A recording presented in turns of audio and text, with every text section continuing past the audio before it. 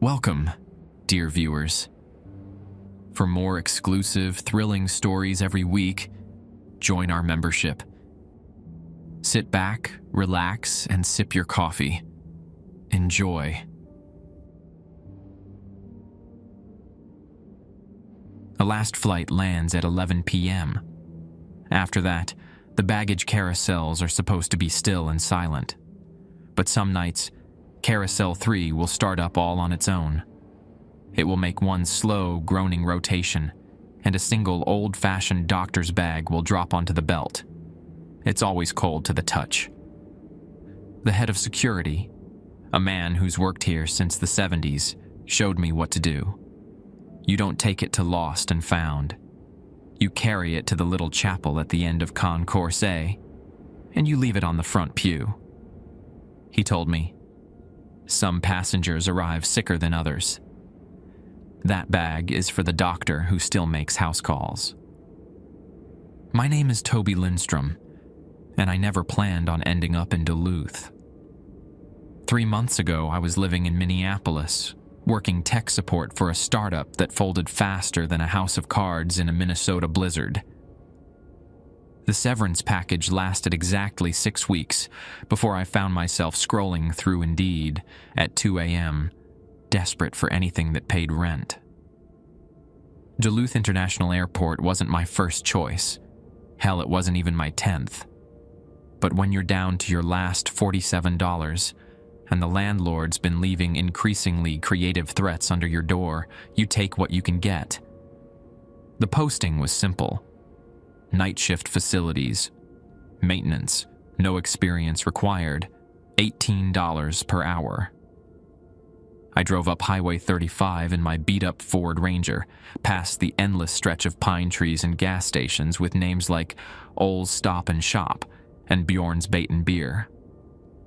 Duluth hit me like a postcard someone forgot to send. Lake Superior stretching out gray and endless. The aerial lift bridge standing sentinel over the harbor like some kind of industrial guardian angel.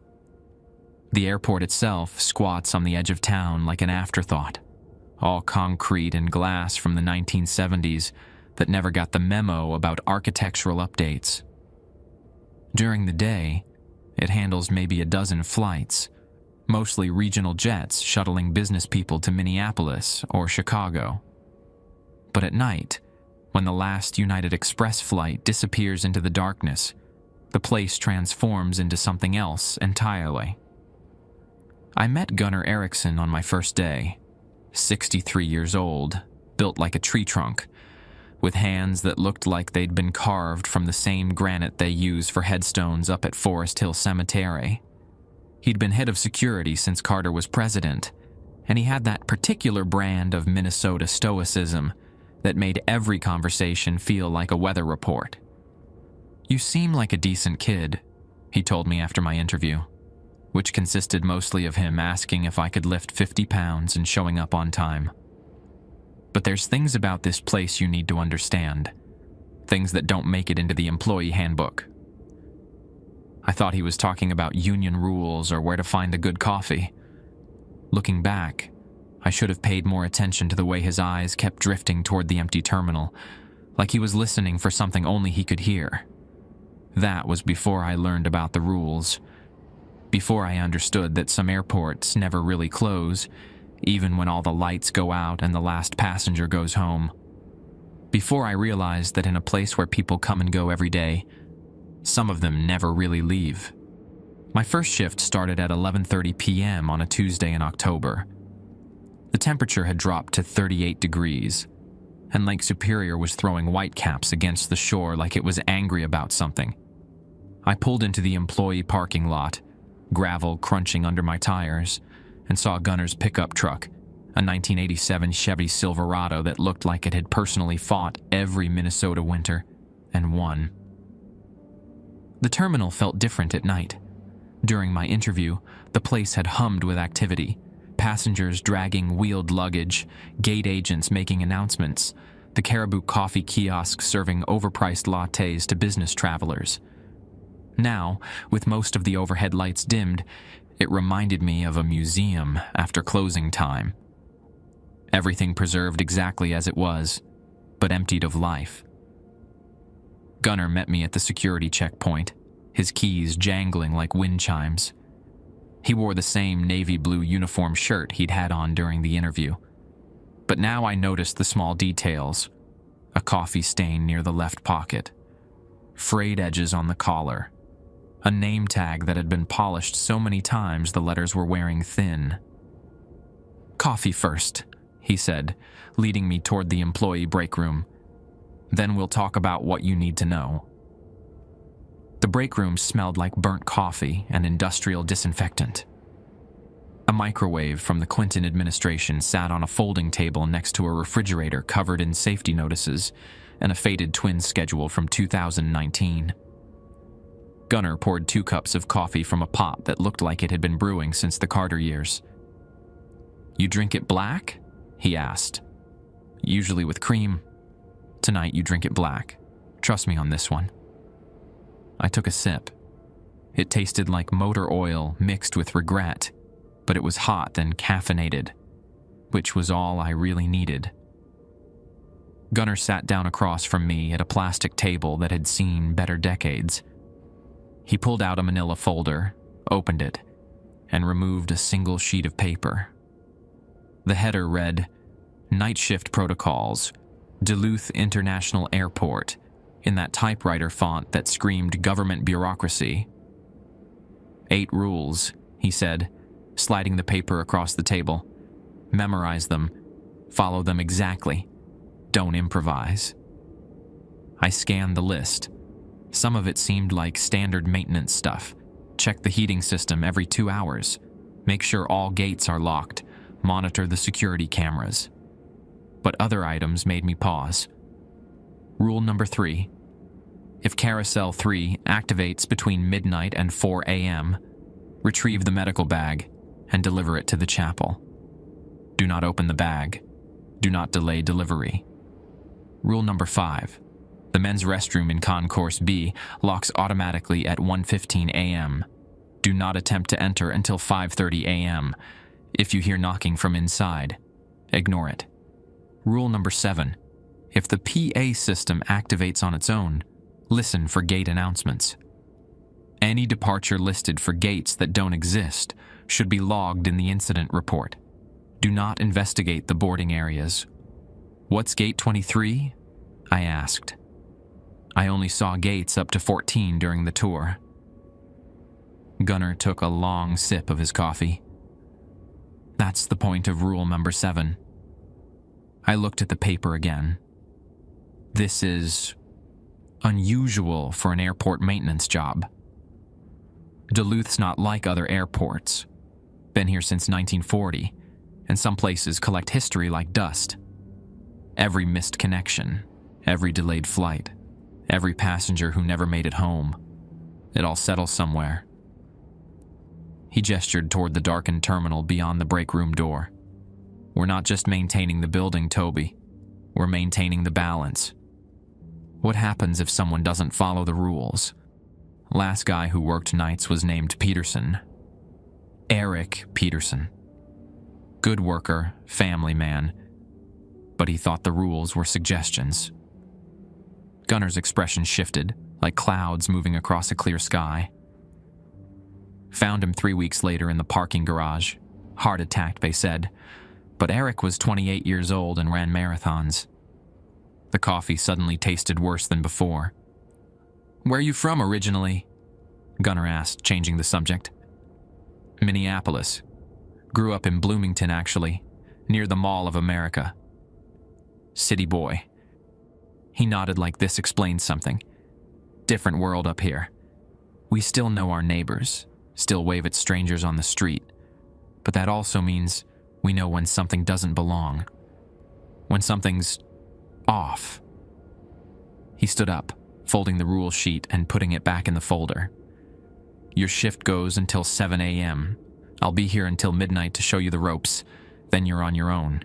Emergency number's on the back of that sheet, but use it only if someone's life is in danger. Everything else, you handle according to the rules." We spent the next 20 minutes walking through the terminal. Gunnar showed me the maintenance closets, the electrical panels, the location of every emergency phone. He pointed out the chapel at the end of Concourse A, a small room with 6 pews and a simple wooden cross added in the 1980s when the airport expanded. Denomination? I asked. All of them. None of them. Whatever passengers need it to be. He checked his watch. 11:55. First carousel check in 5 minutes. We walked toward the baggage claim area. 3 carousels sat silent and dark, metal conveyor belts stretching in endless loops like some kind of transportation purgatory. Numbers 1, 2, and 3, each about 20 feet in diameter. Carousel 3, Gunner said, pointing to the one closest to the windows overlooking the tarmac. Started doing its thing about 15 years ago. Always the same, 1 rotation, 1 bag, always after midnight. Medical bag. Black leather, brass clasps, heavy. Feels cold even when the terminal's warm. Don't overthink it, just follow the rule. Midnight came and went. Nothing happened. 12:15 a.m. passed quietly. At 12:30, Gunner clapped me on the shoulder. Time for me to head home. Good luck, kid. I watched him walk toward the exit, his footsteps echoing in the empty terminal. Then I was alone with the silence, the rules, and whatever was waiting in the dark corners of Duluth International Airport. The silence hit me like a physical weight once Gunner's truck disappeared into the October darkness. I'd worked plenty of late shifts before, call centers, gas stations, even a brief stint at a 24-hour Perkins in Bloomington. But this felt different. Those places stayed alive even in the dead hours, with the hum of refrigeration units and the occasional customer stumbling in for cigarettes or energy drinks.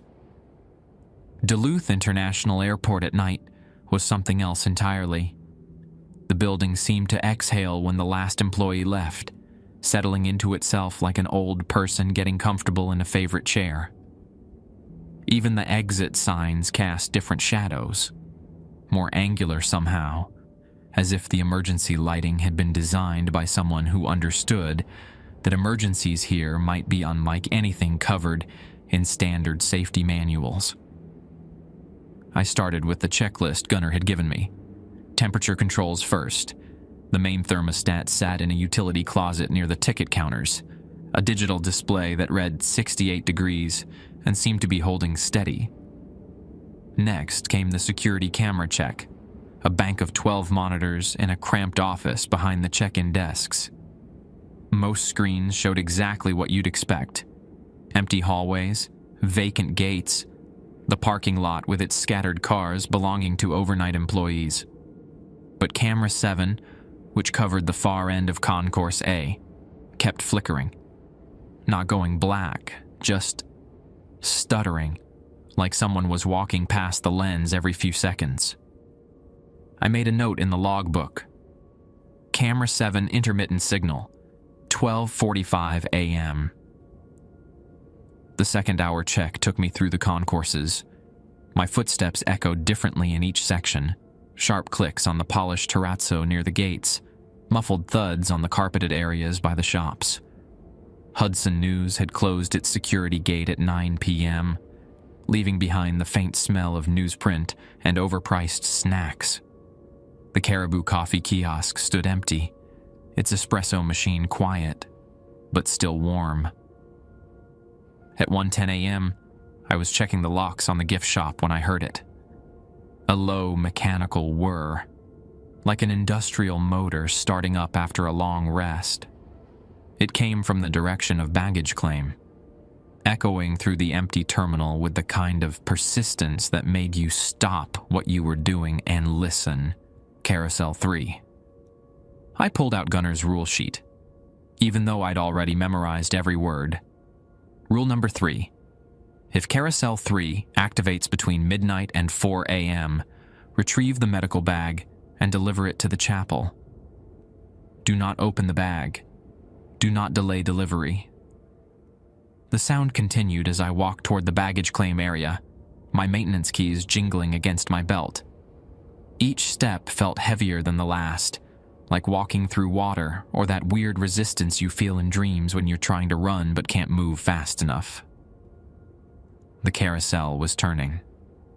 Slowly, much slower than it would during normal operations, the black rubber belt moving in its endless loop with the kind of grinding persistence that suggested machinery that was older than it should be, working harder than it was designed to. I checked my watch. 1:14 a.m. One complete rotation took almost 3 minutes. I stood there watching, waiting, my breath fogging slightly in air that seemed colder near the carousel than anywhere else in the terminal. The heating system was working fine everywhere else, but here, standing next to the slowly turning belt, I could have been outside in the October night. The bag appeared exactly where Gunnar said it would. It didn't fall from anywhere. It didn't slide down a chute or get deposited by some hidden mechanism.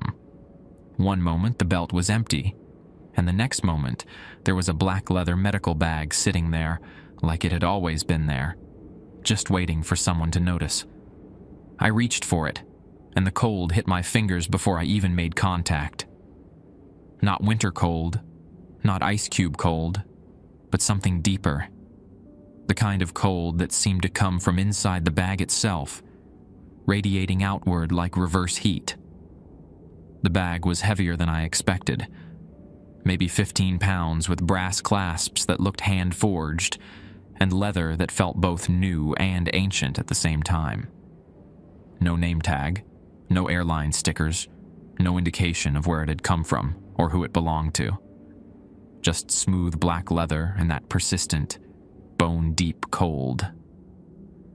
The carousel stopped turning the moment I lifted the bag clear of the belt. Rule number 3 said not to delay delivery, so I didn't. The walk to Concourse A felt longer than it should have, each step carrying me deeper into the empty terminal, while the bag's weight seemed to increase with every passing moment. Not heavier exactly, but more present, like it was becoming more real the longer I carried it. The chapel sat at the very end of the concourse, behind a simple wooden door marked with a small bronze cross. I'd expected it to be locked, but the handle turned easily under my touch. Inside, 6 short pews faced a modest altar, topped with that wooden cross Gunnar had mentioned. No stained glass, no elaborate decorations, just a quiet space that smelled faintly of lemon oil and something else I couldn't identify. Something medicinal. I placed the bag on the front pew, exactly as Gunnar had instructed. The moment it left my hands, my fingers started warming up again, circulation returning like blood flowing back into a limb that had fallen asleep. The bag sat there looking perfectly ordinary, just black leather against worn wooden pew cushions. But ordinary felt wrong somehow, like calling Lake Superior a pond or describing a blizzard as light snow. Some things carry weight beyond their physical properties. I backed out of the chapel, closed the door, and headed back toward the main terminal. My watch read 1:23 a.m., 9 minutes from start to finish, following the rule exactly as written. The rest of the night passed quietly. I completed my remaining checks, logged the carousel incident in the official record, baggage carousel 3 activated, mechanical issue resolved, and settled into the security office to monitor the cameras and stay awake until my 7 a.m. replacement arrived. But sleep wasn't going to be a problem. Every time I closed my eyes, I felt that cold radiating from the medical bag, seeping through my fingers like winter fog. And twice, around 3 a.m., and again just before dawn, I caught myself looking toward Concourse A, wondering if the chapel door was still closed, wondering what happened to medical bags left on chapel pews, wondering who Dr. Eric Peterson had been trying to help when his heart stopped beating in a parking garage 3 weeks ago. At 6:45 a.m., Karen Halverson arrived for the day shift. She was maybe 45, with the kind of practical efficiency that came from raising 3 kids and managing a household in northern Minnesota. She took one look at me and laughed. "First night? How can you tell? You look like you've seen a ghost." She poured herself coffee from the pot I'd kept brewing all night. "Gunner warn you about the quirks?" He mentioned some unusual procedures. That's one way to put it. Karen checked the overnight logs, nodding at my entries. Carousel 3 activated, I see. Always does that on Tuesday nights. Something about the atmospheric pressure off the lake, maybe. Or maybe old buildings just do strange things when nobody's watching. She said it like discussing the weather, the same tone she might use to mention snow in the forecast, or the Twins losing another game. Just another fact of life in Duluth, Minnesota, where the ordinary and the inexplicable coexisted with the same stoic acceptance that let people survive winters that could kill you if you weren't careful. I gathered my things, clocked out, and walked to my truck as the sun painted Lake Superior the color of old copper. The morning felt normal, rational, full of coffee shops opening and commuters starting their Wednesday routines. But I knew I'd be back in 12 hours when the last flight landed and the airport transformed into something else entirely. When the rules mattered more than common sense, and medical bags appeared for doctors who still made house calls in places where the living and the departed sometimes crossed paths. I drove home thinking about Tuesday nights and atmospheric pressure, wondering if Karen actually believed what she'd said, or if she'd just learned to accept things that couldn't be explained any other way. By my second week, I'd fallen into a routine. Clock in at 11:30, get briefed by Karen if there were any day shift issues, then settle into the quiet rhythm of night maintenance. The airport felt less alien now, more like a familiar puzzle with pieces I was slowly learning to recognize.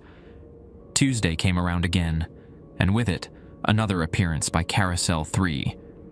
This time I was ready, stationed near the baggage claim at 1:10 a.m. with my coffee and a thermos of hot chocolate I'd brought from home. The carousel activated at exactly 1:14 a.m., just like before.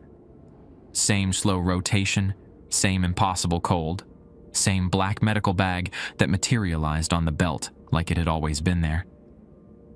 The chapel delivery went smoothly, no delays, no complications, just following the rule exactly as written.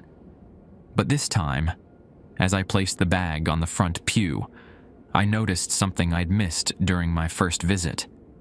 A small wooden plaque mounted on the wall beside the altar, brass lettering worn smooth by years of polishing. In memory of Dr. William Thorson, 1923 to 1959, he answered every call. I made a mental note to ask Gunner about Dr. Thorson when our shifts overlapped on Friday. Wednesday night brought my first encounter with rule number 7. I was in the middle of my 2 a.m. security check when the PA system crackled to life.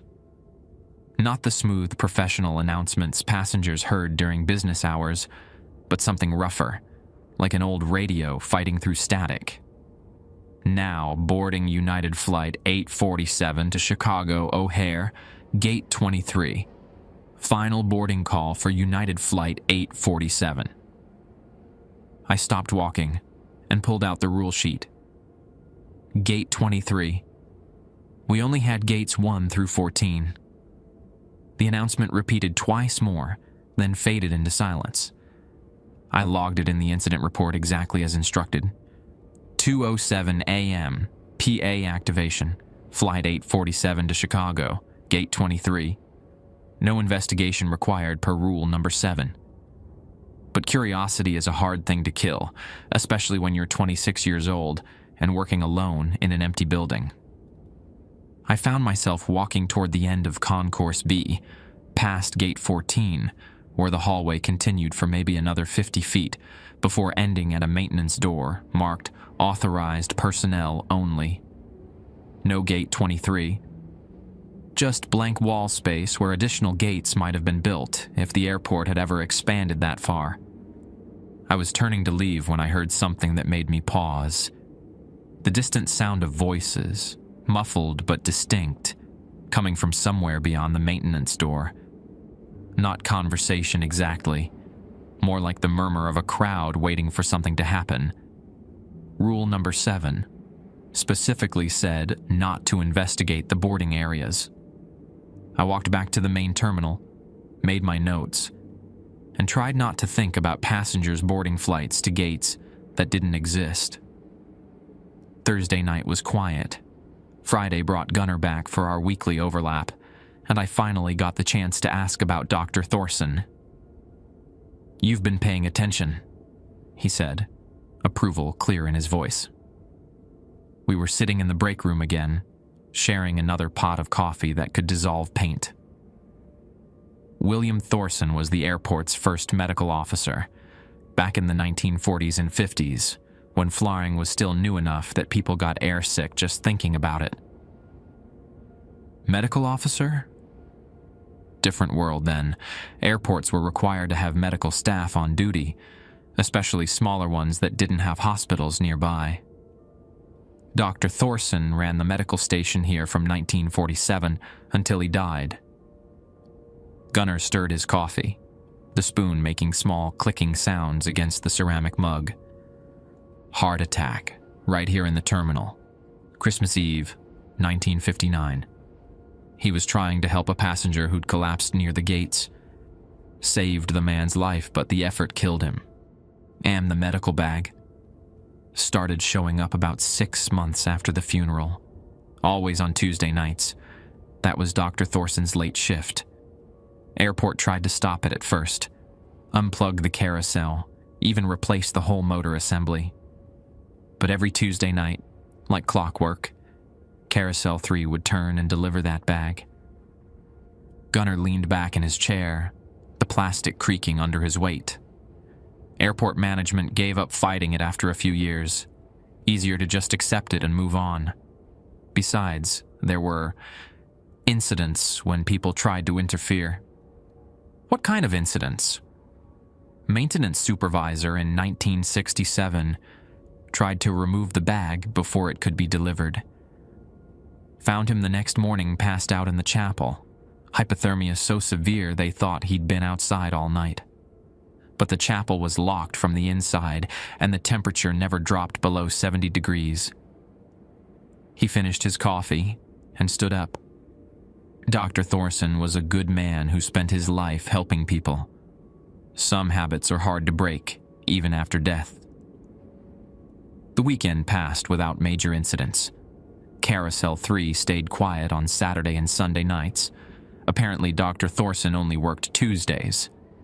But Monday night brought something new. I was conducting my 1 a.m. check when I noticed the men's restroom in Concourse B was propped open. During the day, it functioned normally, but rule number 5 was clear.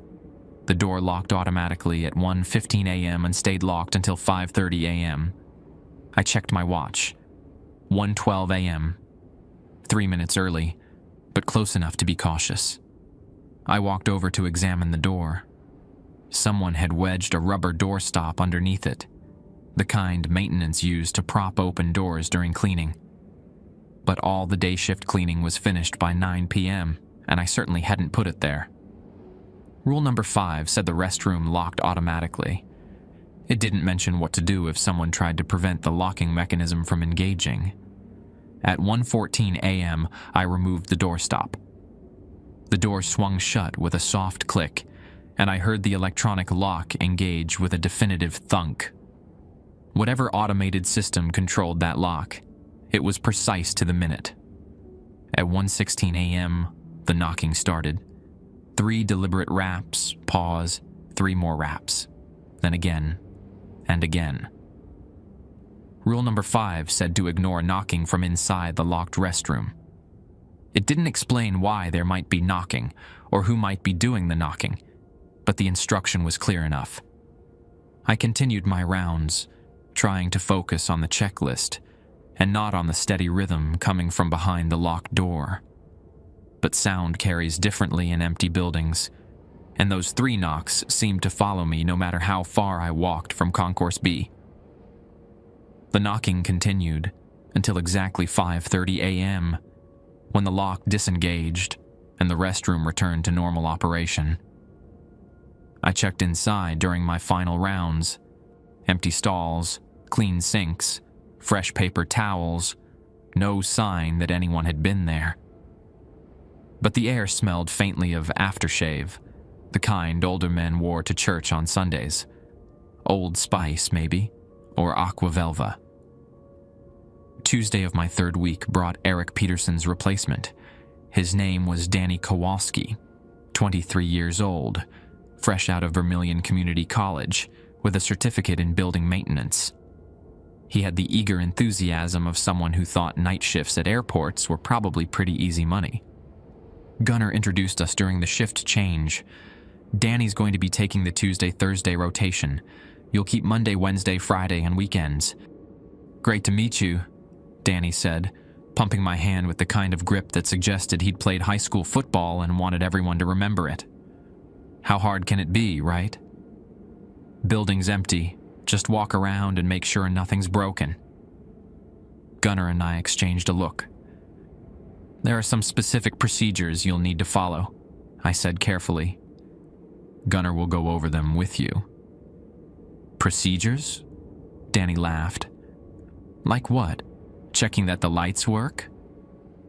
Something like that, Gunnar said. His voice had taken on the flat tone he used when discussing things that couldn't be explained rationally. Let's go over the checklist. I finished my shift and went home, but I found myself lying awake Wednesday morning, thinking about Danny's confident smile and the way he'd dismissed the idea that airport maintenance might involve anything complicated. Some people learn the rules by reading them carefully and following instructions. Others learn by testing boundaries and discovering consequences.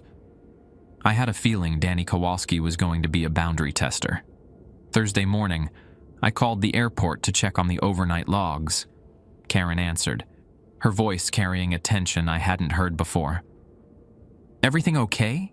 I asked. Danny had an interesting night. Carousel 3 activated right on schedule, but he decided the medical bag was probably just some kind of practical joke. Took it to Lost and found instead of the chapel. My stomach dropped. What happened? Nothing immediately, but around 4 a.m., the temperature in the terminal started dropping. Heating system was working fine, thermostats all reading normal, but it got cold enough that Danny's breath was fogging. By morning, there was frost on the windows inside the building. Where's the bag now? Gunnar came in early and moved it to the chapel. Temperature went back to normal within an hour. Karen paused. Danny's taking a sick day today. Says he's got flu symptoms, but between you and me, I think he's just scared. That evening, I tried calling Danny's number to check on him. No answer. I left a message suggesting he talk to Gunnar before his next shift. Maybe go over the rules one more time. He never called back. Friday night, Gunnar was waiting for me when I arrived. His expression was grim, the kind of look that preceded bad news. Danny quit, he said without preamble. Called this afternoon. Said the job wasn't what he expected. Won't be coming back. Did he say why? Claimed he kept having dreams about being cold. Said he'd wake up shivering even with the heat turned up to 80 degrees. Gunnar shook his head. Some people just aren't cut out for this work. As he prepared to leave, Gunnar stopped at the door and looked back at me. You're different, Toby. You follow the rules because you understand they exist for a reason. That's rare these days. Most people think they know better. Think they can improve on systems that have been working for decades. What happens to people who don't follow the rules? Depends on which rule they break and how badly they break it. His keys jingled as he shifted them from one hand to the other. Dr. Thorson's generally forgiving. A night of supernatural cold, maybe some bad dreams. Others, he trailed off. Others. You'll learn about the other rules when you need to. For now, just keep doing what you're doing, and if they offer you overtime to cover Danny's shifts, take it. The extra money's good, and you're already trained." He left me alone with the quiet terminal and the growing certainty that I'd only scratched the surface of whatever made Duluth International Airport unique after midnight. Karen called me Friday afternoon with the offer Gunnar had predicted. Danny's sudden departure left holes in the schedule that needed filling, and management was willing to pay time and a half for anyone willing to cover extra shifts. "You interested in Tuesday and Thursday nights?" she asked. "I know it's a lot, but you're the only one who's actually trained on the procedures." "I'll take them," I said, maybe a little too quickly. The truth was, I needed the money. My Minneapolis savings account was running low, and Duluth wasn't exactly overflowing with employment opportunities. But there was something else too. A growing curiosity about the rules, about what other protocols existed in that manila folder Gunnar carried. "Great. Your first Tuesday shift starts next week. Oh, and Toby, Gunnar left something for you at the front desk. Said you'd earned it." When I arrived Monday night, Karen handed me a second manila folder, this one labeled Supplemental Protocols, Level 2. Inside were 3 additional rules, typed on the same government issue paper as the original 8. Rule number 9. If elevator 2 stops on floor 3 without being called, do not enter. Wait for the doors to close naturally. If they remain open longer than 2 minutes, press the emergency stop button and contact maintenance immediately. Rule number 10. The payphone near Gate 7 may ring between 2:30 and 3 a.m. Answer on the 4th ring. Listen to the message, write it down exactly as spoken, and file the note in the lost messages box, located in security office desk, bottom drawer. Rule number 11. During winter months, November through March, if you see footprints in the snow outside Terminal A that lead toward the building but do not lead away, lock all exterior doors immediately and conduct hourly perimeter checks until dawn. I studied the new rules during my break, trying to understand their logic. The elevator rule seemed straightforward enough. Old buildings had quirky mechanical systems. The payphone was more puzzling. Who would call an airport payphone at 3 a.m.? And why was the exact timing so specific? Rule number 11 made me think about the approaching Minnesota winter. October was already cold enough to require a heavy jacket, and the Weather Channel kept mentioning early snow predictions for the Iron Range. Footprints that didn't lead away suggested someone, or something, had entered the building, but never left. Monday night passed quietly. No carousel activity, no phantom announcements, no knocking from locked restrooms. Just 8 hours of routine maintenance in a building that felt almost normal, if you could ignore the persistent feeling that you were being watched by empty security cameras. Tuesday brought my first experience working Dr. Thorson's shift. The routine started the same way: temperature checks, security monitors, walking the concourses with my maintenance keys, jingling softly in the recycled air. But at 1:14 a.m., when Carousel 3 activated, I felt a difference in the atmosphere. Not colder exactly, but more attentive, like the building itself was holding its breath. The medical bag appeared right on schedule, black leather gleaming under the baggage claim lights. But this time, as I lifted it from the belt, I noticed something I'd missed during my previous encounters. The bag was warm, not hot, not burning, but noticeably warm to the touch. A sharp contrast to the bone-deep cold I'd experienced the first 2 times. The weight felt the same, maybe 15 pounds, but the leather seemed softer somehow, more pliable, like it had been sitting in sunlight instead of wherever medical bags went between Tuesday nights. The walk to the chapel felt different too. My footsteps seemed quieter, the hallway more welcoming. When I opened the chapel door, I caught a whiff of something pleasant, Not the usual lemon oil and medicinal snow, but something warmer. Coffee, maybe, or the kind of pipe tobacco my grandfather used to smoke on winter evenings.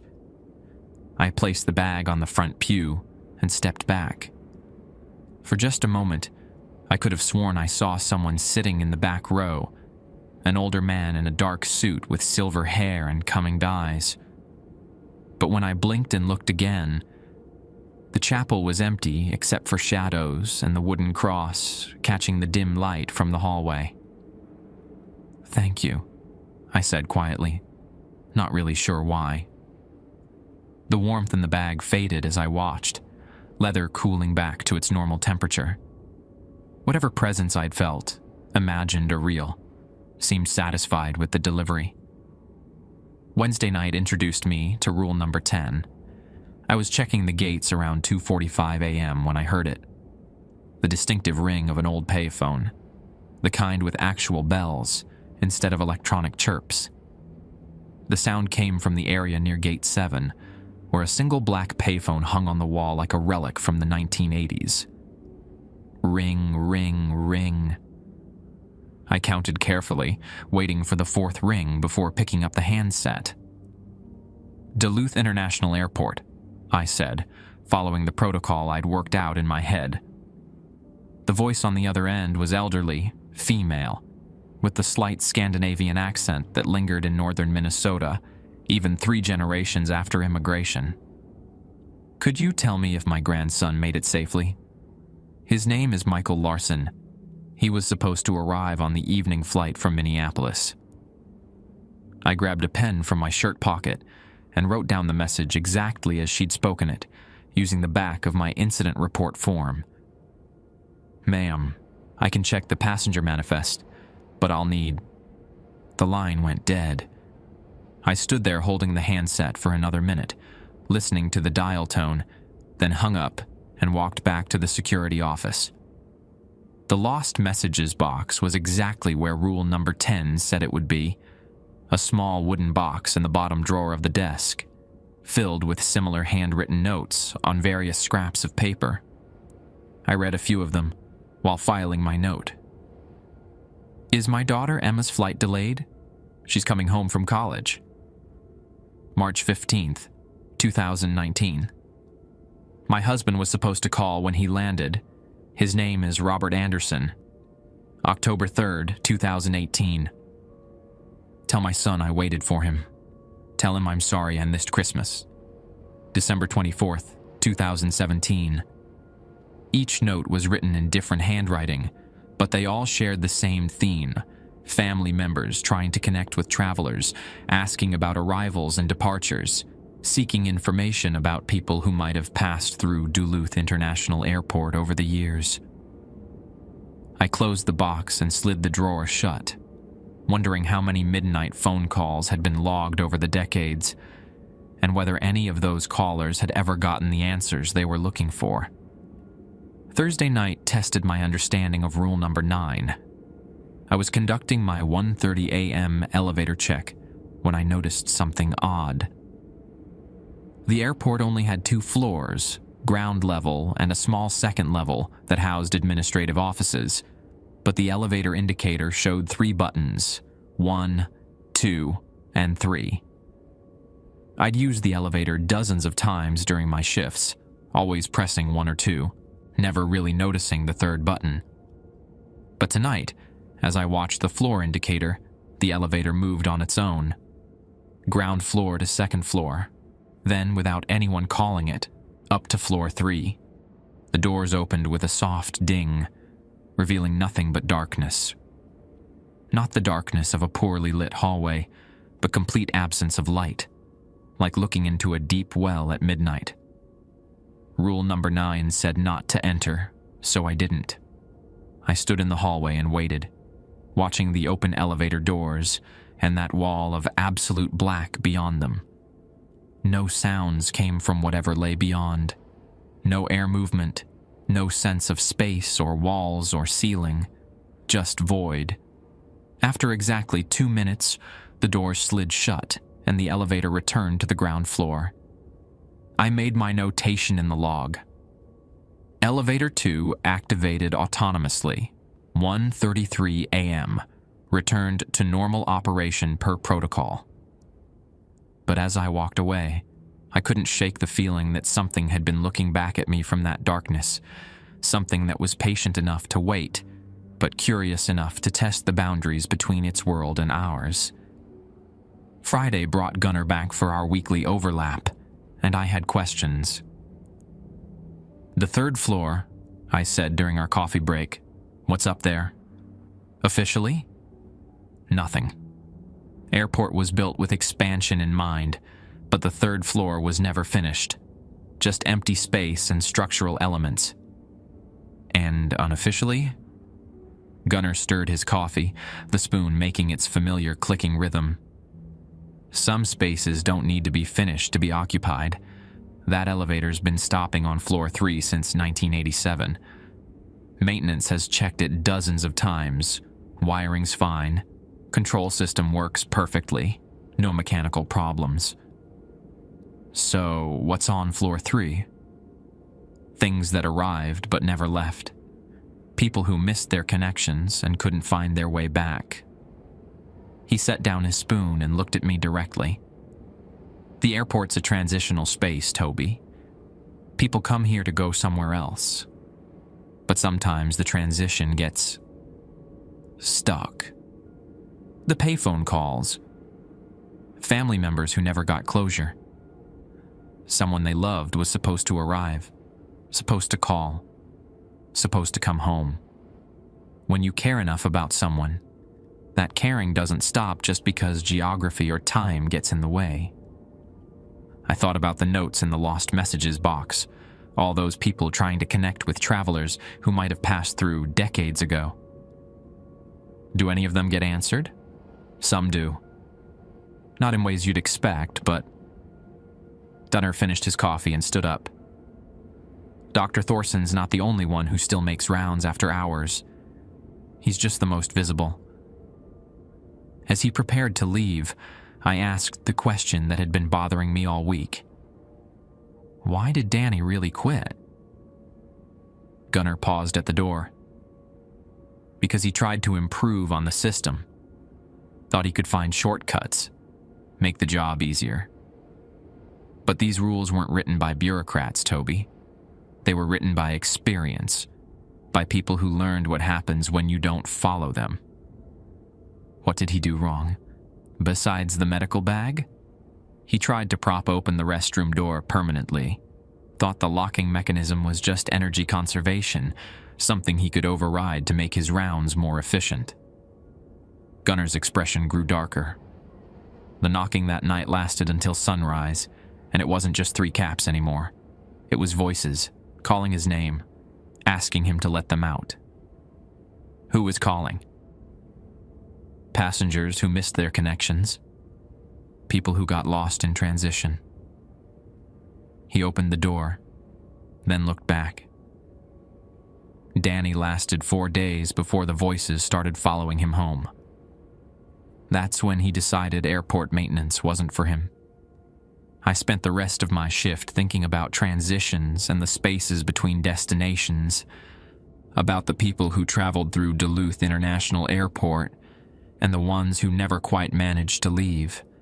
The first snow came on November 3rd, 2 weeks ahead of the weather service predictions. I woke up Tuesday afternoon to find my apartment parking lot covered in 3 inches of white powder. The kind of early winter surprise that made Minnesota natives shake their heads and mutter about climate change. By the time I arrived for my shift, the snow had stopped, leaving behind the crisp stillness that comes after Lake Superior storms. The airport parking lot had been plowed, but walking from my truck to the employee entrance, I could see where the wind had carved strange patterns in the drifts. Not quite footprints, but channels and depressions that suggested movement through the snow. Karen was waiting for me at the security checkpoint, her expression more serious than usual. "Heads up," she said, handing me a thermos of hot coffee along with my usual paperwork. "Gunnar left specific instructions about winter protocol. He wants you to check the perimeter every hour once the snow starts sticking. Rule number 11? You've been reading ahead. She smiled, but it didn't reach her eyes. Smart. Winter changes things around here. The airport attracts visitors who don't always use conventional entrance methods.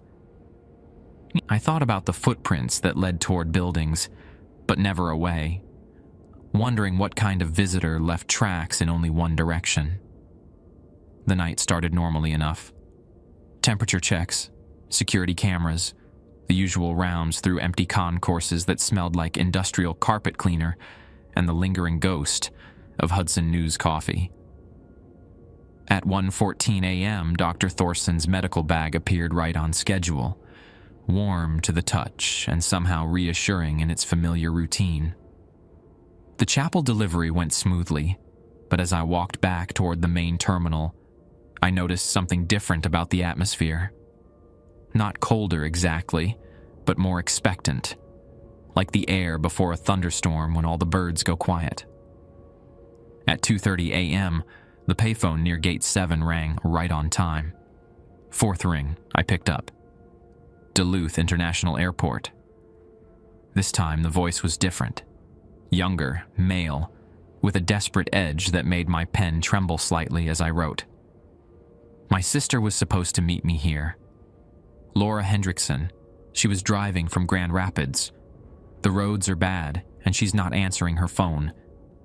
Can you tell me if she made it safely? I wrote down every word, but before I could respond, the line went dead. Another note for the lost messages box. Another family member searching for someone who might never arrive. It was during my 3 a.m. perimeter check that I found them. I was walking the exterior of Terminal A, following the path maintenance used for snow removal, when my flashlight beam caught something that made me stop cold. Footprints in the snow, leading from the access road toward the building. Clear boot prints, maybe size 10 or 11, with the distinctive tread pattern of work boots or hiking shoes. The prints came from the direction of the employee parking lot, following a straight line toward the terminal's main entrance. But at the doors, they simply ended. No prints leading away. No evidence that whoever made them had turned around or changed direction. The tracks approached the building and disappeared, as if their owner had walked through the glass doors without opening them. Rule number 11 was clear. Lock all exterior doors immediately and conduct hourly perimeter checks until dawn. I pulled out my key ring and worked my way around the building, securing every exterior door, employee entrances, emergency exits, maintenance access points, even the loading dock that hadn't been used since the weekend. Each lock clicked into place with a reassuring finality, metal tumblers falling into position like tiny barriers against whatever had left those one-way tracks. The first hourly check at 4 a.m. revealed nothing new. The original footprints remained, already being filled in by wind-blown snow, but no additional tracks appeared. The building felt secure, all locks holding, all windows intact. But during my 5 a.m. check, I found the second set of prints. These came from a different direction, from the woods that bordered the airport's eastern edge, where pine trees pressed close enough to the fence that their branches scraped against the chain link during windstorms. The prints were smaller this time, maybe a woman's size 7, with the smooth sole pattern of dress shoes or office flats. Like the first set, they led directly to the building and stopped at the entrance. No return tracks. No indication that their owner had ever left. I checked the locks again. All secure. No signs of tampering. No evidence that any door had been opened. But standing there in the falling snow, surrounded by footprints that defied logic, I felt watched.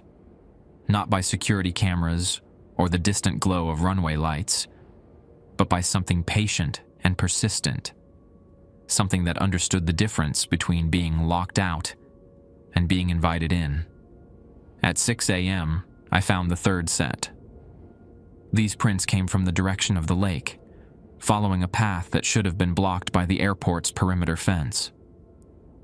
They were child-sized, small sneakers with star patterns on the soles, the kind of shoes a 10-year-old might wear to school on a snowy day. The tracks approached Terminal B, where the unused gates sat dark and empty, and ended at a side entrance that hadn't been opened in years.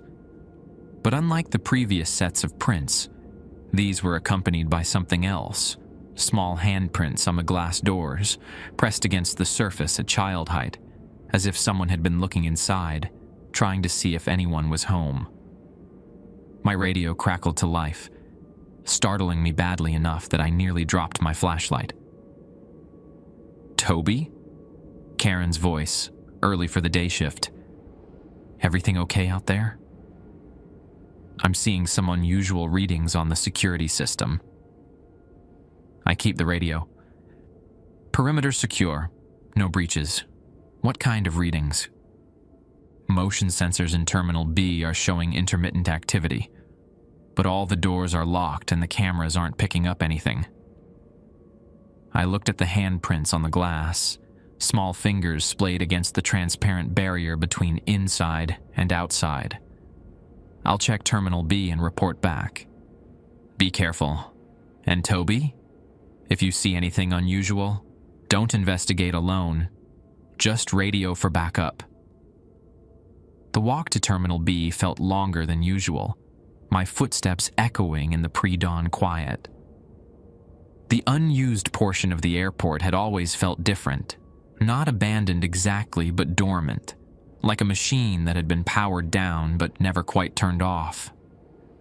The handprints were still there when I arrived, small and distinct against the glass.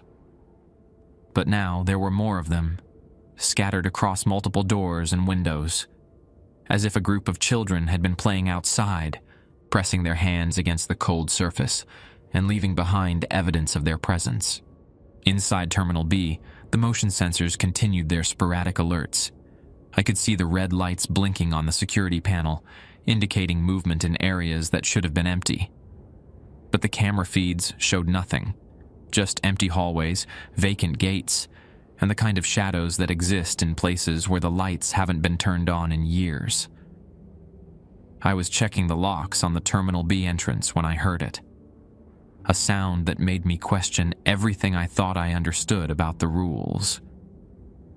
Laughter. Children's laughter, muffled but distinct, coming from somewhere inside the locked building. Not malicious laughter, not the kind that suggests danger or threat. Just the sound of kids playing, the kind you'd hear from a school playground or a neighborhood park on a summer afternoon. But it was 6:15 a.m. on a November morning in Minnesota, and the sound was coming from inside a building that had been locked and empty all night. The laughter continued for maybe 30 seconds, then faded into silence. The motion sensors stopped blinking. The handprints on the glass began to fog over as the morning temperature rose above freezing, small palm-shaped pouches of condensation that gradually disappeared like breath on a mirror. At 7 a.m., Karen arrived for the day shift, along with Gunnar, who'd come in early after hearing about the security alerts. "How many sets of prints?" he asked, locking the perimeter with me as Karen handled the morning transition. "3. All leading to the building, none leading away." "And you followed rule number 11 exactly? Locked everything down, hourly checks, no investigation of the Terminal B activity?" I showed him the locations where I'd found each set of tracks, but there were handprints on the glass, small ones. Kids. Gunnar nodded, like this confirmed something he'd been expecting. "November through March. That's when they show up most often. The ones who didn't make it home for the holidays." "Who are they?" "Passengers from flights that never landed. Families who got separated during blizzards. People who started journeys they couldn't finish." He examined the fading handprints on the Terminal B doors. Minnesota winters have always been dangerous. Before GPS and cell phones, before modern weather forecasting, people got lost between here and there. Sometimes they never found their way back. But the airport wasn't here in the 1800s. No, but this land was always a crossing point. The Ojibwe used these hills as waypoints for winter travel between the lake and the inland settlements. When people get lost in transition, they tend to congregate in places where other travelers have passed through. We walked back toward the main terminal as the morning sun began to burn off the overnight snow. Airport employees were starting to arrive for the day shift. Gate agents, TSA personnel, the Caribou Coffee crew getting ready for the first wave of business travelers. What happens if someone doesn't follow rule number 11? I asked. Depends on how badly they break it. Leave the doors unlocked and you might find visitors waiting inside when you come back. Try to follow the tracks or investigate where they come from. Gunner paused at the employee entrance. Well, let's just say some people have gone looking for explanations and never found their way back to the questions. As I prepared to clock out and head home, Karen handed me a revised schedule. Good news and bad news, she said. Good news is, you're getting a raise. Management's impressed with how well you've handled the winter protocols. Bad news is, we need you to cover Saturday and Sunday nights too. Jenny Morrison called in sick, and with winter setting in, we can't leave the overnight shifts understaffed. 7 nights a week. Every rule, every protocol, every supernatural visitor that Duluth International Airport attracted during the long Minnesota winter. I'll take it, I said, surprised by how quickly I answered. Figured you would. Karen smiled. Gunner left something else for you. Level 3 protocols. Said you've earned them. The folder she handed me was thicker than the previous ones, containing what looked like a dozen additional rules. Some were typed on the familiar government paper. Others were handwritten in different inks and styles, as if they'd been added over the years as new situations arose. I flipped through them quickly. Rule number 15. If you find personal belongings, luggage, clothing, photographs, in areas where no passengers should have been, do not touch them. Contact management immediately. These items are evidence of incomplete journeys. Rule number 18. The coffee machine in Terminal B may activate between 4 a.m. and 5 a.m. If it dispenses anything other than coffee, do not drink it. Unplug the machine and leave a maintenance request for the day shift. Rule number 22. If you hear aircraft engines during overnight hours when no flights are scheduled, check the flight information displays. Any departure or arrival times listed in red text should be photographed and filed with the incident reports. Do not investigate aircraft sounds.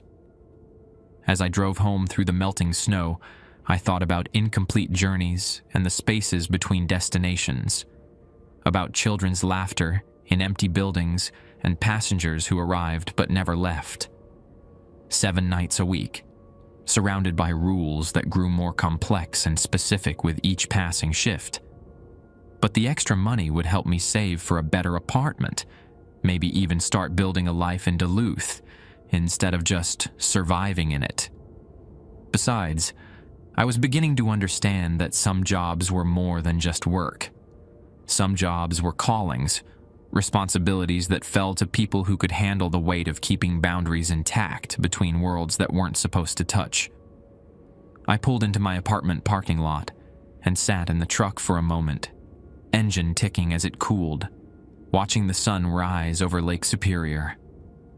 Somewhere behind me, Duluth International Airport was transitioning from night to day, from my world of rules and protocols to Karen's world of normal operations and regular passengers.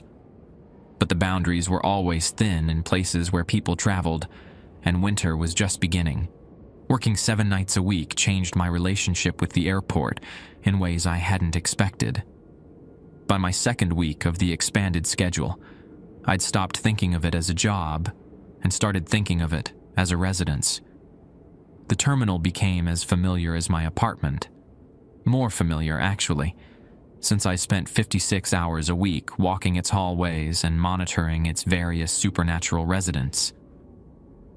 The Level 3 protocols were different from the original rules.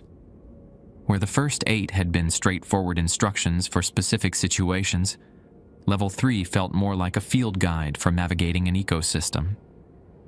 Each rule represented years of accumulated experience, written by people who'd learned to coexist with forces that couldn't be explained or controlled, only managed.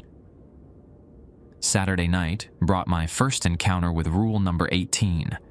I was conducting my 4:30 a.m. check of Terminal B when I heard it, the familiar gurgling sound of a coffee machine brewing. Nothing unusual about that, except Terminal B's concessions had been closed for maintenance since September, and the coffee machine hadn't been plugged in for months. I followed the sound to the small seating area near Gate 12, where a single-bun commercial coffee maker sat on a plastic table, red brew light glowing, the kind of machine you'd find in a church basement or a volunteer fire department. I was certain it had been unplugged when I'd checked the area during my previous rounds, but now the cord snaked across the floor to a wall outlet, connected and active. The brewing cycle finished with a final gurgle, and the machine fell silent. I approached carefully, remembering rule number 18's specific instruction. If it dispenses anything other than coffee, do not drink it. The glass carafe held what looked like normal coffee, dark brown liquid with the slightly oily surface of a fresh brew. It smelled right, too, that rich aroma of medium roast that reminded me of breakfast diners and early morning conversations. But something about the color seemed off. Not wrong exactly, just deeper than coffee should be. Like looking into dark water instead of a hot beverage. I unplugged the machine without touching the carafe and made a note for the day shift. Terminal B coffee machine activated autonomously, 4:33 a.m. Unit unplugged per protocol. Maintenance required. As I walked away, I caught a glimpse of movement in my peripheral vision. Nothing dramatic, just the sense that someone had been standing near the machine, maybe reaching for the coffee I'd left behind. But when I turned to look, the seating area was empty except for plastic chairs and the faint aroma of something that wasn't quite coffee anymore. Monday night introduced me to rule number 22. I was finishing my 3 a.m. security rounds when I heard them. Aircraft engines, the distinctive whine of turboprops spooling up for departure. The sound came from the direction of the runway, clear and unmistakable in the winter silence. No flights were scheduled until 6:15 a.m. I checked the flight information displays throughout the terminal. Most screens showed the standard overnight message: airport closed, next departure, 6:15 a.m. Northwest Airlines, flight 447 to Minneapolis. But the display near Gate 9 showed something different. In red text, almost too faint to read. Departure 3:17 a.m. North Shore Airways Flight 1959 to International Falls, Gate 15. Gate 15 didn't exist. Neither did North Shore Airways, at least not anymore. I'd heard Gunner mention them once, a regional carrier that had operated out of Duluth in the 1970s and early 80s before folding due to financial problems. I photographed the display with my phone, the red text glowing like embers against the dark screen. The aircraft sounds continued for another few minutes, then faded into the distance, leaving behind only the usual airport silence and the soft hum of ventilation systems. The display returned to normal at exactly 3:20 a.m., as if the phantom departure had simply been deleted from the schedule. Wednesday brought my most unsettling encounter yet, with rule number 15. I was conducting my routine check of Terminal A when I found them. 3 pieces of luggage sitting near Gate 4, arranged in a neat line as if their owners had just stepped away for a moment. A brown leather suitcase with brass corners, a navy blue duffel bag with faded airline tags, and a small pink backpack with cartoon characters that looked like they belonged to a child. The luggage hadn't been there during my previous rounds. Security had cleared the terminal completely before the last flight departed, and no passengers had access to the gate areas overnight. Yet here they sat, looking perfectly ordinary, except for the thin layer of frost that covered each piece, despite the terminal's steady 68-degree temperature. Rule number 15 was explicit. Do not touch personal belongings found in restricted areas. Contact management immediately. I called Karen's emergency number, knowing she wouldn't appreciate being woken at 2:47 a.m., but understanding that some situations couldn't wait for the morning shift. Lost luggage in Terminal A, I reported when she answered, her voice thick with sleep. 3 pieces near Gate 4, following rule number 15. How long have they been there? Not there at 2:15, definitely there at 2:45. A pause. I'll call Gunner. Don't go near them. Don't touch anything. Just maintain visual contact until we arrive. She hung up, leaving me alone with 3 pieces of luggage that shouldn't exist, in a place they couldn't have reached, covered with frost that defied the ambient temperature. I positioned myself about 20 feet away and waited, studying the bags without approaching. The leather suitcase looked expensive, the kind successful business people carried in the 1960s. The duffel bag bore tags from airlines I didn't recognize. Trams North, Superior Airways, carriers that had probably been gone for decades. But it was the pink backpack that bothered me most. Small and innocent, with cartoon characters that grinned despite their frozen surroundings. At 3:15 a.m., the luggage began to warm. I watched the frost melt away, ice crystals dissolving into droplets that ran down the sides of the bags like tears.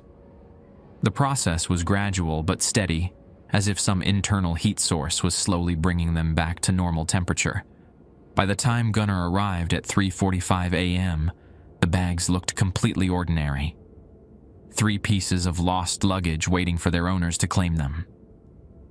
How long ago did the frost disappear? He asked, examining the bags from a safe distance. About 30 minutes. They warmed up gradually, like they were thawing out. Gunner nodded, unsurprised. Incomplete journeys. These bags belong to passengers who never reach their destinations. They show up sometimes, still trying to complete their trips. What happens to them? Depends. Sometimes they disappear on their own after a few hours. Sometimes they need to be redirected. He pulled out his radio and called someone from airport management. We need the storage protocol for Terminal A. 3 items. Within an hour, 2 men in maintenance uniforms arrived with a wheeled cart. They worked efficiently and silently, loading the luggage without conversation or unnecessary contact. I watched them wheel the cart toward a service elevator I'd never noticed before, one that apparently led the storage areas not covered in my standard protocols. Where do they go? I asked Gunner as the elevator doors closed. Somewhere safe. Somewhere they can wait until their owners are ready to continue their journeys. He checked his watch. Almost time for my morning rounds. He looked tired. I was tired, but it was more than physical exhaustion. 7 nights a week of supernatural encounters was taking a psychological toll I hadn't anticipated. Every shadow seemed meaningful. Every unexpected sound carried potential significance. I found myself listening for carousel motors and payphone rings even during my breaks, constantly alert for the next protocol that might need activation. Gets easier, Gunner said, reading my expression. First month is always the hardest. Your brain's trying to process things that don't fit normal categories. But after a while, you develop new categories, expand your definition of normal. How long have you been doing this? 47 years come January. Started as day shift security, moved to nights in '78 when the previous guy transferred to Minneapolis. said he needed to work somewhere that made more sense. Ever think about transferring? Every winter. But someone has to maintain the balance. Someone has to follow the rules and make sure the boundaries stay intact. He gestured toward the empty terminal, encompassing the gates and concourses and all the invisible lines that separated normal operations from supernatural visitation. Besides, after 4 decades, this place feels more like home than anywhere else. Thursday night was quiet. No carousel activity, no phantom announcements, no mysterious luggage. Just 8 hours of routine maintenance punctuated by the usual checks and protocols. But around 5 a.m., as I was completing my final rounds, I found something that wasn't covered by any rule I'd learned. A child's drawing, crayon on construction paper, taped to the window of Gate 7. The picture showed an airplane with oversized windows and wheels, the kind of drawing you'd expect from a 6-year-old. Stick figures waved from the windows, and puffy clouds filled a blue sky above green hills. At the bottom, in careful block letters, "Daddy's plane." The drawing hadn't been there during my previous checks, and no children had access to the terminal after hours. But there it was, held to the glass with strips of masking tape, as if someone had wanted to make sure arriving passengers could see it from outside. I left the drawing where it was and made a note in my log. Child's artwork found at Gate 7, 5:03 a.m. No rule applies. Maintained position, pending guidance. When Karen arrived for the day shift, she took one look at the drawing and smiled sadly. Those show up sometimes, usually around the holidays, when families are supposed to be reunited. She peeled the tape carefully, removing the drawing without damaging it. We keep them in a special file. Management's policy. If someone comes looking for artwork their child left, we want to be able to return it. Has anyone ever come looking? Once, a woman whose daughter had drawn a picture of their vacation flight. The little girl had died in a car accident 3 years earlier, but the drawing showed up every Christmas until the woman moved away from Duluth. Karen folded the drawing carefully. Some connections are stronger than geography or time. Friday brought another level 3 situation that made me question how much I still didn't know about the airport's supernatural ecosystem. I was checking the employee break room around 1 a.m. when I noticed something odd about the refrigerator. The exterior was covered with the usual collection of safety notices, schedules, and maintenance reminders. But now there was something new. A collection of Polaroid photographs, held in place with small magnets. The photos showed airport employees from different eras, judging by their uniforms and hairstyles. Some I recognized from current staff, but others depicted people in clothing and styles from decades past. All the photos were taken in the same location, the break room where I stood, but the background details varied. Different furniture, different wall colors, different equipment. It was like looking at a time-lapse sequence of the room's history, except the photos were arranged randomly, with no chronological order. In the center of the collection, a single photo showed a man I recognized from Gunner's descriptions. Eric Peterson, the previous night shift worker, who died of a heart attack after breaking the rules. He was smiling at the camera, coffee mug in hand, looking young and confident and alive. Below his photo, someone had written in careful script, "We remember." I stared at the collection for several minutes, trying to understand its significance. Was this some kind of memorial? A warning? Evidence of the airport's ability to preserve moments from different time periods? The photos remained throughout my shift, but when I checked the break room during my final rounds at 6:30 a.m., they were gone. Just the usual notices and schedules, no indication that the Polaroid collection had ever existed. As I prepared to clock out, I realized I'd been working at Duluth International Airport for almost 2 months. What had started as desperate employment had evolved into something more complex, a responsibility that extended beyond maintenance duties into areas that most people would consider impossible. But impossibility was relative. After 8 weeks of following protocols that defied rational explanation, I'd learned to measure things by their consistency rather than their logic. The rules worked, the boundaries held, the balance was maintained, and I was becoming part of that balance, one shift at a time. The blizzard hit on December 15th with the kind of fury that made seasoned Minnesotans cancel their plans and stock up on batteries. By 6 p.m., the National Weather Service had issued a travel advisory for the entire Arrowhead region. By 8 p.m., it had escalated to a full blizzard warning with predictions of 30 inches of snow and winds gusting to 60 miles per hour. Karen called me at home around 9:30. Management's closing the airport effective immediately. Last flight diverted to Minneapolis an hour ago. You still willing to come in tonight? Someone needs to maintain the building during the storm, I said, already reaching for my winter gear. That's what I told them you'd say. Gunner's coming in too. Says storms like this tend to attract extra activity. You'll have backup if things get complicated. The drive to the airport was treacherous. Highway 53 had disappeared under blowing snow, and my truck's headlights barely penetrated the white wall that surrounded me. I followed the reflector posts like breadcrumbs, grateful for the four-wheel drive and the studded tires I bought after my first Minnesota paycheck. The airport parking lot was a moonscape of wind-carved drifts.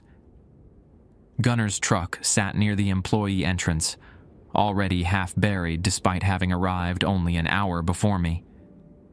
I parked as close as possible and fought my way through knee-deep snow to the door, the wind trying to steal my breath and freeze my lungs simultaneously.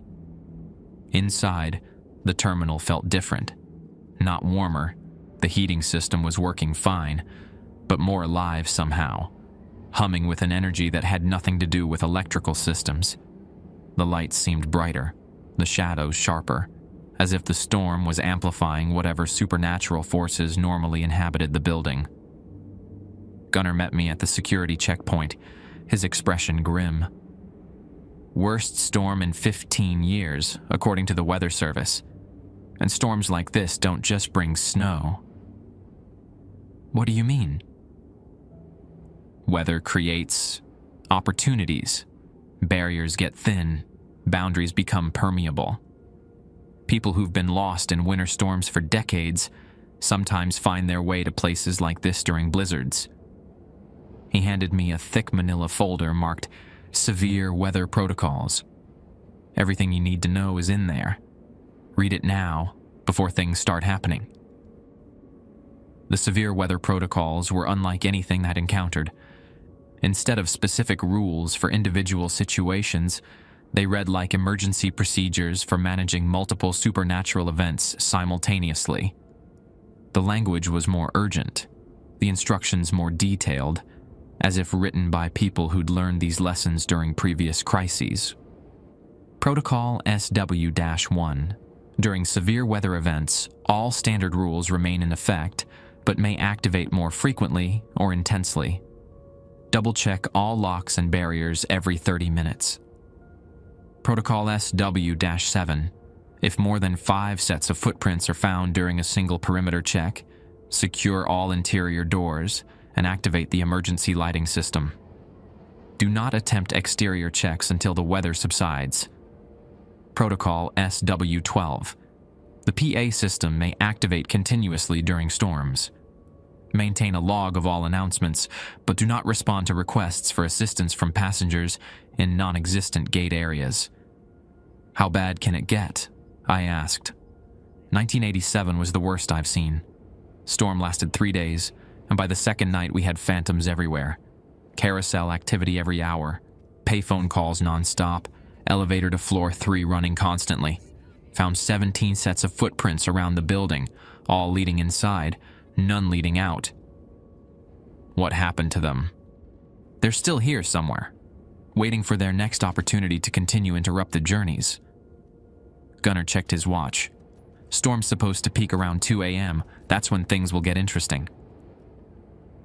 He was right. At 11:45 p.m., Carousel 3 activated for the first time. Normal Tuesday schedule, normal medical bag, normal chapel delivery. But as I walked back from Concourse A, I heard the carousel start up again. Another rotation, another medical bag. This one noticeably colder than the first. 2 deliveries in one night. Dr. Thorson was making extra rounds. At 12:30 a.m., the payphone near Gate 7 started ringing. I answered on the 4th ring as usual, but instead of a single caller, I heard multiple voices. Elderly women asking about grandsons, fathers looking for daughters, children wanting to know when mommy was coming home.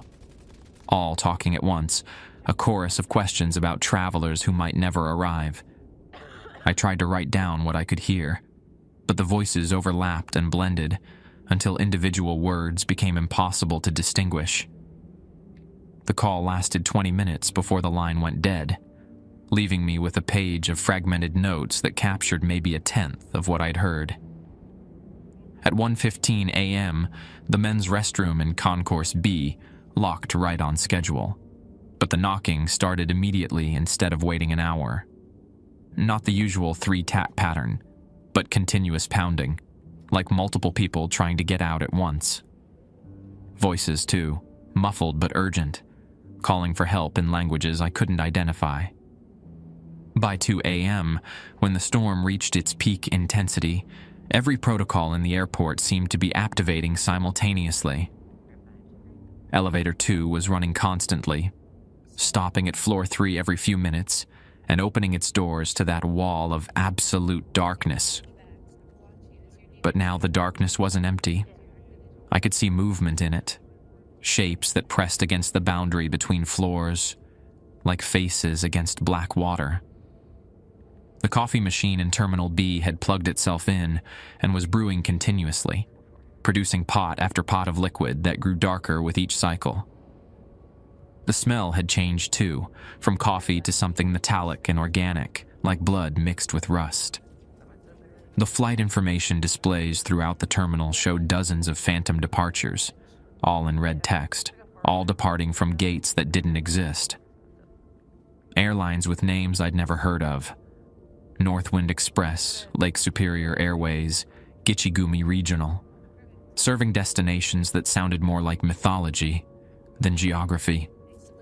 And the footprints outside had multiplied beyond counting.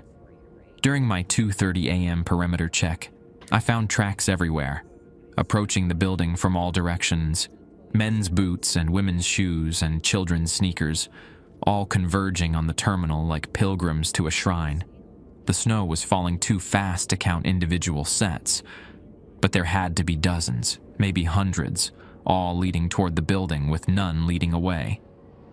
Inside, I activated the emergency lighting system as Protocol SW7 required.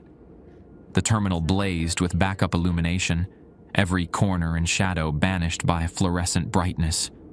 But instead of making the building feel safer, the extra light revealed more than I wanted to see.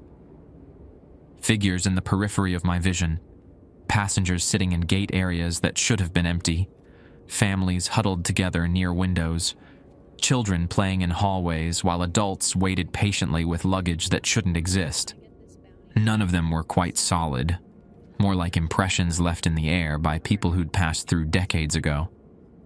But they were becoming more substantial as the storm intensified. At 3 a.m., my radio crackled with Gunnar's voice. "Toby, respond. Are you maintaining the protocols?"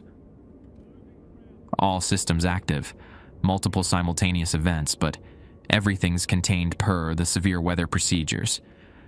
Good. How are you holding up? I looked around the blazing terminal, filled with the almost there presence of travelers from across decades of incomplete journeys. starting to understand what you meant about expanding definitions of normal. The storm should start weakening around 4 a.m.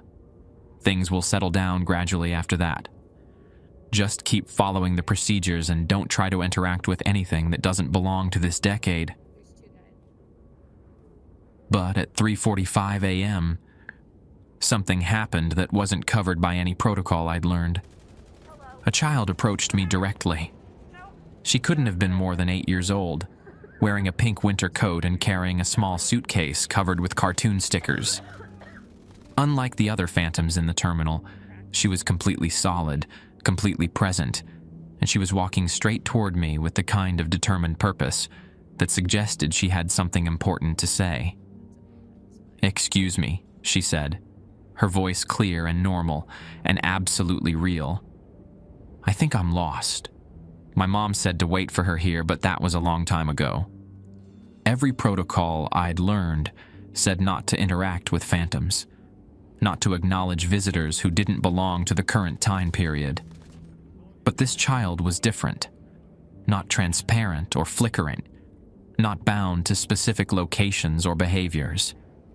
She was here now, talking directly to me, and everything about her presence felt like a test of everything I'd learned about maintaining boundaries. "What's your name?" I asked, breaking the rules for the first time since I'd started working at the airport. "Sarah Henderson." My mom went to talk to someone about our airplane, and she told me to wait right here. The child pointed to a spot near gate 3. But I've been waiting a really long time, and I'm getting scared. The storm outside was beginning to weaken, wind dropping from a howl to a moan.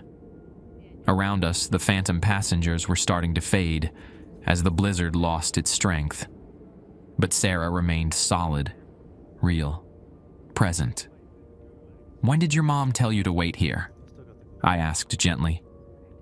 "This morning, but it's been dark for a really long time." I knelt down to her level, trying to process what was happening. A real child in a closed airport during a blizzard that had grounded all flights. No record of any passengers being stranded, no missing persons reports, no explanation for how she'd gotten here. "Sarah," I said carefully, "what year is it?" She looked at me with the patient expression children use when adults ask obvious questions. 1987, she said. December 15th, 1987. My mom said we're going to Grandma's house for Christmas. The worst storm in 15 years. The night gunner had mentioned when 17 sets of footprints led to the building and never led away. I understood then that Sarah Henderson had been waiting in this terminal for 35 years, held in a moment of time that had never quite finished, preserved by the same forces that brought medical bags and phantom flights and midnight phone calls from grieving families.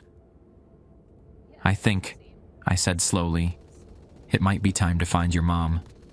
I took Sarah Henderson's small hand in mine and walked her toward the chapel at the end of Concourse A. Her fingers felt warm and real, nothing like the cold touch of Dr. Thorson's medical bag or the phantom passengers who drifted through the terminal during storms. "Are we going to find my mom?" she asked, looking up at me with eyes that held 35 years of patient waiting. "I think so," I said, hoping I was making the right choice. The chapel door opened easily, just as it always did for medical bag deliveries. But tonight, the small room held more than wooden pews and a simple cross. A woman in a burgundy coat sat in the back row, her dark hair styled in the kind of permanent wave that had been popular in the 1980s. She looked up when we entered, and her face transformed with relief and joy. "Sarah, oh sweetheart, I've been looking everywhere for you." The little girl released my hand and ran to her mother, who gathered her into an embrace that looked like the end of a very long search. They held each other tightly, whispering words I couldn't hear. filling the chapel with the kind of reunion that should have happened decades ago. "Thank you," the woman said, looking at me over her daughter's head. "We were supposed to fly to Minneapolis that night, but the storm, we never made it to our gate. I've been trying to find her ever since." "The blizzard of '87, I said. "You know about us?" "I'm learning." I stepped back toward the door, understanding that this moment belonged to them, not to protocols or rules or the job that had brought me here. "Are you ready to continue your journey?" Mother and daughter stood together, Sarah clutching a small suitcase, while her mom gathered a purse and carry-on bag that materialized as I watched. They looked complete now, no longer fragments of interrupted travel, but whole people ready to reach their destination. "Grandma's house for Christmas," Sarah said happily. They walked past me toward the chapel entrance, but instead of stepping into the hallway, they seemed to step into somewhere else entirely. One moment they were there, solid and present, and the next they had faded into a soft light that reminded me of winter mornings on Lake Superior. The chapel fell quiet. Outside, the blizzard was ending, wind dropping to whispers and snow settling into drifts that would take days to clear. The terminal around me felt different, calmer somehow, as if one piece of unfinished business had finally found resolution.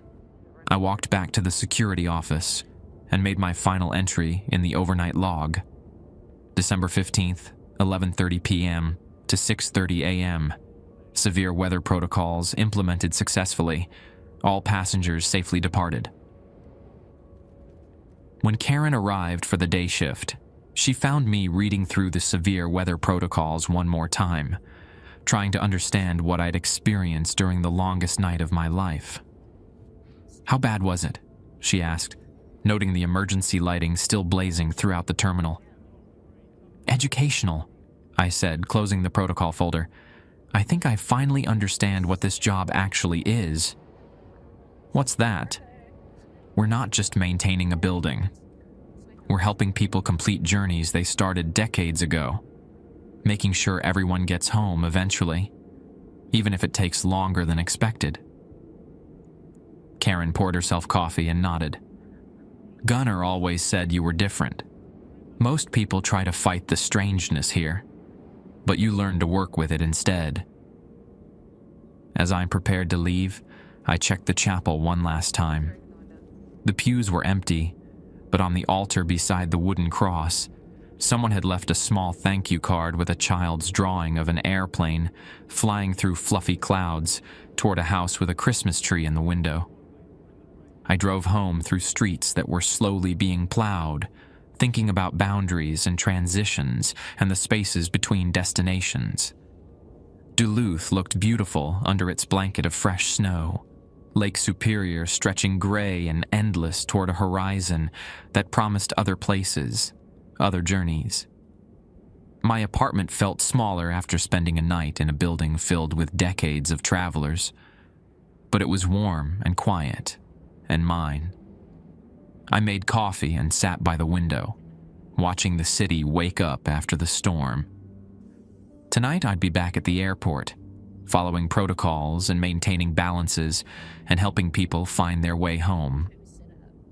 Not just a job anymore, but a calling. One that made sense in a town where winter storms could trap travelers for 35 years, and where some passengers never quite finished their journeys without a little help. Some people work to earn money. Others work to build things, or fix things, or create things. I work to make sure that everyone who starts a journey eventually gets where they're supposed to go, no matter how long it takes, or which decade they arrive in. In Minnesota, we believe in helping neighbors, even the ones who've been waiting since 1987